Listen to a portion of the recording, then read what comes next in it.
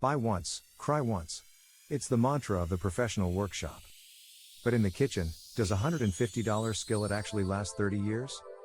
At Wade Media Labs, we use the All-Clad D3 as our technical baseline.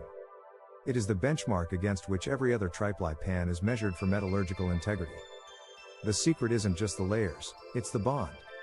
We audited the triple-ply construction, where high-purity aluminum is roll bonded between two layers of professional-grade stainless steel. In our infrared audits, the D3 showed edge-to-edge thermal uniformity.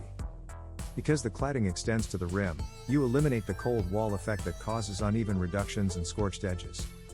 We tested handle torque and rivet stability. Even after decades of thermal cycles, the D3 maintains its mechanical geometry. There are no coatings to fail and no plastic parts to melt. When you run the math, the D3 is actually the cheapest pan you can buy. At $5 a year over its projected 30-year lifespan, its cost per meal is virtually zero. Trend-based cookware is a liability.